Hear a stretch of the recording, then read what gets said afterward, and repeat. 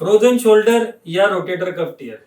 Patient को बहुत बार ये कंफ्यूजन होता है कि मेरे को फ्रोजन शोल्डर हुआ है या रोटेटर कफ टियर हुआ है, क्या मुझे ये दोनों कंडीशन है।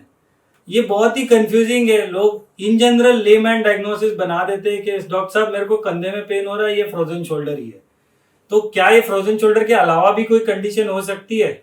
मैं doctor Lalit Bafna, orthopaedic surgeon, आज आपको frozen shoulder and rotator cuff tear में एक बेसिक डिफरेंस होता है वो बताने आया हूँ।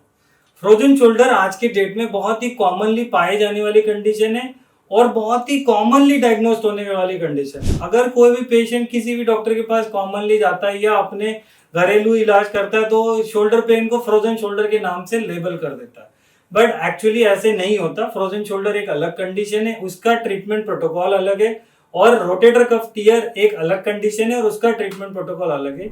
ये दोनों कंडीशन साइमल्टेनियसली भी हो सकती है, बट उसमें एक कंडीशन दूसरे कंडीशन से ज्यादा डोमिनेट करने वाली होती है। फ्रोजन शोल्डर बेसिकली होता क्या है कि जो आपके कंधे की मांसपेशी है ये सिकुड़ गई है, इसके वजह से कंधे की जो मूवमेंट है, ये कंधे की मूवमेंट आपकी रुक जाती है।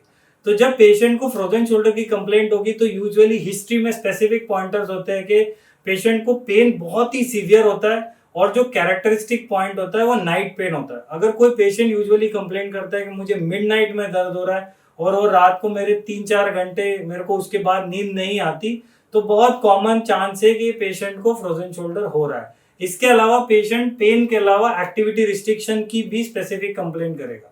जब पेशेंट हमारे पास आता है फ्रोजन शोल्डर करने का एग्जामिनेशन करने में, तो मोस्ट कॉमनली जो रोटेशंस होते हैं, जैसे एक हाथ पूरा रोटेट होगा, दूसरा हाथ कम रोटेट होगा, ये दूसरा हाथ आपका ऊपर जाने में इवन पेशेंट खुद भी नहीं उठा पाएगा और जब हम कोशिश करेंगे तो हमसे भी नहीं उठा जाएगा।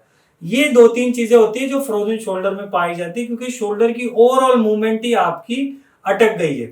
इसके अलावा अगर मान लो किसी को रोटेटर कफ टियर है, तो रोटेटर कफ टियर में नाइट पेन की कंप्लेंट नहीं होती। यूजुअली पेन स्पेसिफिक मूवमेंट में होता है कि ये मूवमेंट करेंगे तभी दर्द होगा।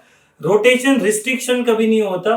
रोटेशन में वीकनेस आ सकता है, अगर पेशेंट नहीं कर पा रहा बट डॉक्टर करेगा तो डॉक्टर पूरी मूवमेंट गेन कर सकता है। इसके अलावा जब हाथ उठाने में पेशेंट सिर्फ इतना हाथ उठा पाएगा और जब डॉक्टर हाथ उठाएगा तो पूरा हाथ उठ जाएगा। अगर आपको ये कंप्लेंट है तो प्लीज इसको फ्रोजन शोल्डर लेबल करके घर पे ट्रीटमेंट या इलाज नहीं कराइएगा, क्योंकि अगर आपको रोटेटर कफ टियर है तो ये प्रॉब्लम सर्जिकल है और जितना आप सर्जरी में डिले करोगे आपके ट्रीटमेंट ओवरऑल, आपका प्रोग्नोसिस ओवरऑल खराब हो जाएगा। अगर आपको फ्रोजन शोल्डर है तो आपकी सर्जरी नहीं होगी, यूजुअली आपको एक्सरसाइज और फिजिकल थेरेपी से हम ठीक करने की कोशिश करेंगे। तो दोनों कंडीशन अलग अलग है, दोनों का इलाज अलग अलग है।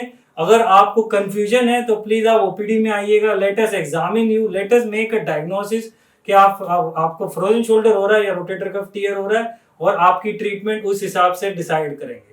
तो अगर आपको ये दिक्कत है, शोल्डर में दर्द है, मूवमेंट में रिस्ट्रिक्शन है, वीकनेस है, प्लीज आप ओपीडी में विजिट करिए और अपनी प्रॉपर ट्रीटमेंट स्टार्ट करिए।